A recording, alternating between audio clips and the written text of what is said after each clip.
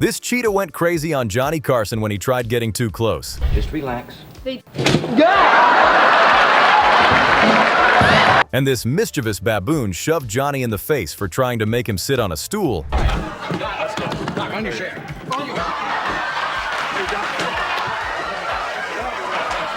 Here are the animals that made The Tonight Show insanely funny. Starting with number 8, the Wolf Pups. One of the things you don't want to do is to try to take meat away. I'm not going. Well, that was the last thing on my mind right now, was to take that away. To take that away. See what I mean? Our list opens in 1981, on the night of June 18th, when Jim Fowler strolled out with 4 wolf cubs. Come on, little boy. Did we lose one over there? One of them is over here. Maybe I could hand you this, and I'll get. Let me go get that other one. Huh? As co-host of Mutual of Omaha's Wild Kingdom, Fowler had become one of Carson's most dependable guests by then. The man you booked whenever you wanted something untamed parked beside the host's desk. It's right back here, Jim. Yeah. Come on, boy. He's exploring. Come on. Now watch what happens. If you'll bring the piece of meat over here. Wolf Patrol. He set the 4 cubs loose and began walking the audience through their endangered status in the wild, which was the earnest, educational stretch that always mattered most to him. The cubs had their own agenda. They rolled across the stage, tumbling over one another, and that's when he produced a few chicken wings. Here we are.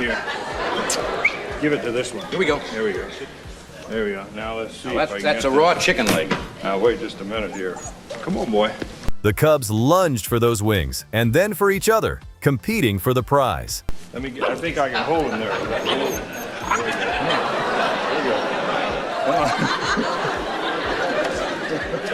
I'll show you. Just at 2.5 months of age. There we go. Carson did what he did best, stepping back and letting the animals carry the comedy for him. We'll see. Maybe we better. Maybe you better give him one more if you don't mind. It's just a chicken neck. Fellas. What he grasped, and most hosts never worked out, was that with creatures like these, the funniest move was an honest reaction. They're that competitive. These are competitive just like they would.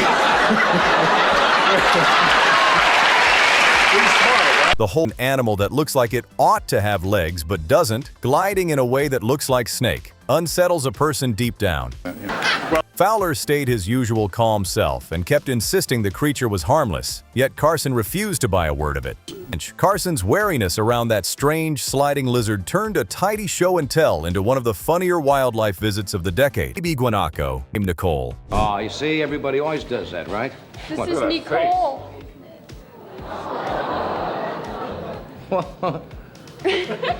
We slide back to one of the earliest entries here, September 13th of 1974, and the expert this time is Joan Embery, the longtime goodwill ambassador for the San Diego Zoo. What is it? It's a baby guanaco. A baby guanaco. The hell is a guanaco? You ever heard of a guanaco? Out came a baby guanaco named Nicole, all of 1 month old. Embery explained that the guanaco belongs to the camelid family, the same crew that includes llamas and alpacas. That's good.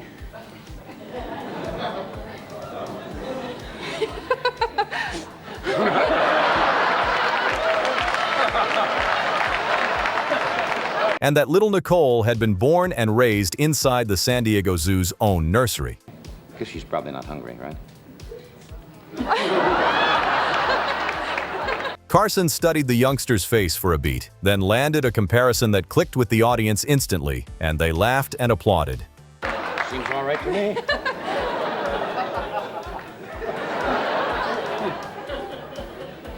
Calm and affectionate was how Embery described her, and even Carson had agreed, but these segments rarely held their peace for long. Born in the San Diego Zoo, this one. Okay. And raised in our nursery.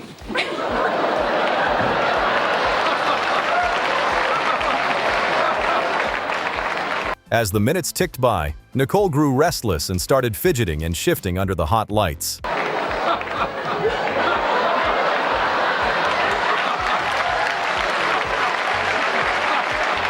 Embery slipped in a gentle warning that an agitated guanaco deserves real respect while it was actually trying to jump onto Carson.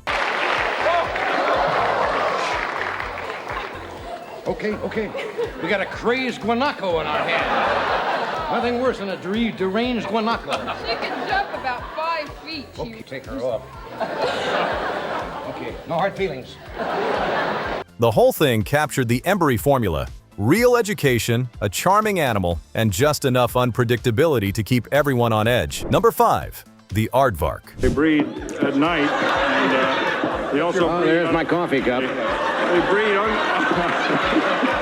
The same crowded night of June 18th, 1981, the very evening of the Wolf Cubs, Jim Fowler had also packed an Aardvark for the trip. They breed underground too. Yeah. Well, you wouldn't want to see them in the daylight. Anyone who ever wondered what an aardvark looks like up close finally had their answer. Carson held strong opinions about its looks, summing the creature up in distinctly unflattering language that cracked the audience up. Is that a male or female? It's well, it's very hard to tell. I think. Well, when you're that ugly, it doesn't make any difference. These Are you a male or female? Who cares? I love you. The aardvark could not have cared less about the insults. It came with its own plans. First, it knocked Carson's mug clean off the desk and started rooting around inside, apparently hunting for a drink. I was chasing an aardvark one night, and I was trying to catch it. Were you lonely, Jim, or what? It gets lonely in the jungle, folks. Fowler then steered the animal toward a sandbox he'd arranged, meaning to show how an aardvark tunnels into the earth with those powerful claws. Right on, aardvark. Come on, he'll come if you. Come on, pretty face. Give him a good solid pull there. Righto. That's right. Whoop, wait a minute. And the demonstration unfolded exactly the way you'd dread. If you'll pull this, I'll push, and I think we'll see if we can. Wait a minute. Whoa. Here we go. All right. There you go. Digging away with real enthusiasm, the aardvark proceeded to leave a sizable deposit right there in the sand. They're so powerful that they actually can disappear faster than you can catch them. Okay, you're okay. Even though they're dead. Oh, I see.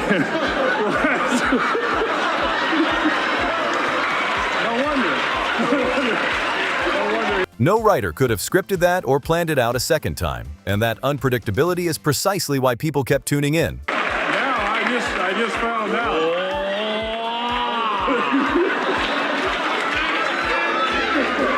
You never knew what one of Fowler's animals might do, and neither, half the time, did Fowler. And Has he got a name? Tacoma. Mr. Tacoma? Well, I don't want to see the runner-up if this is the winner. Let's see. In case you can't fulfill your duties. Let's see if he'll do some eating here first. Number 4, the full-grown coyote.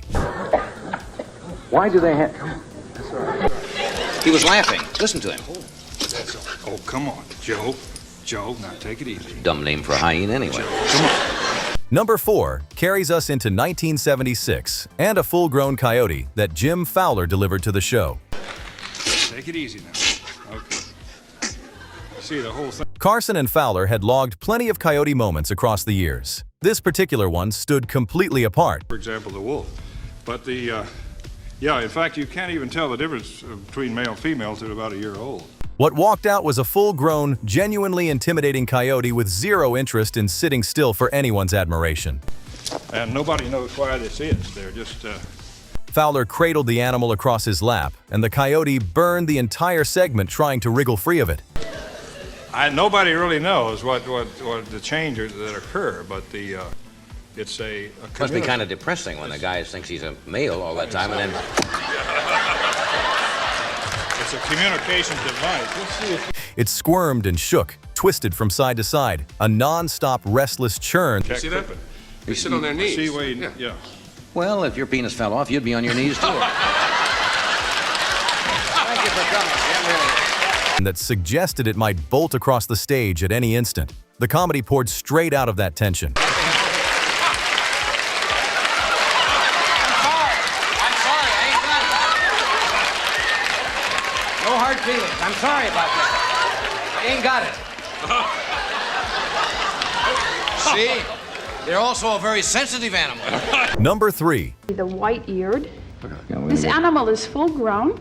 It likes mealworms. Despite the size, Embery explained, this little animal had already reached adulthood, spending its whole existence high up in the trees. Mealworms made up part of its diet, alongside fruits and vegetables, and then she shared a fact that genuinely surprised people. Marmosets nearly always have twins. Doesn't that look good? There's the job of hauling the young ones around on his back, while the mother takes charge of feeding them. Eyeing the tiny creature, Carson likened it to a certain famous puppet, and the audience laughed right along with him. Embery held out a mealworm so the host could feed the marmoset himself, and Carson begged off with a quick joke that earned a big laugh from the crowd.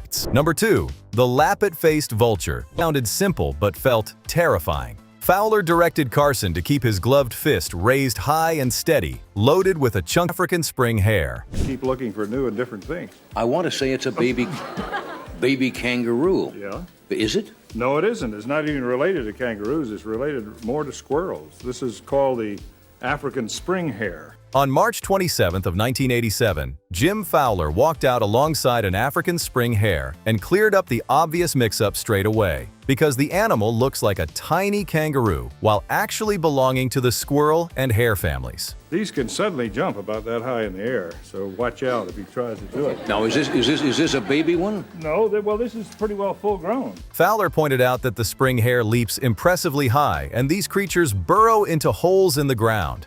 Is he all right? That's right. No, Is he he's safe? all right. No, he's all right. Yeah. Okay. I don't think he'll do anything here. What do you mean, don't think? There No. we go. There we go. Carson said it resembled something lifted straight from a science fiction film series, and the crowd loved the comparison. The spring hare soon discovered a target more tempting than the apple that was given to it. It's been nibbling on them. I think we can get him to eat here. A spring It's hare. pretty fascinating if we can get him. Oh, he's eating his leash. That's nice. Its own leash became a chew toy, while Carson grinned at the sight, which made the segment very funny. Give him the whole thing and watch this. It's really fascinating to see the He adaptation. uses it like hands. Get a little Hind closer feet. there, Bobby. Can't. That's it. The hind feet. Now, isn't that an incredible animal? He holds it with his front feet, but they live in holes in the ground, Johnny, in Africa. Fowler mentioned that the species turns up only rarely in captivity, which made this odd, hopping, leash-chewing visitor a genuine treat for everyone watching at home. With you on that. Good for your eyes.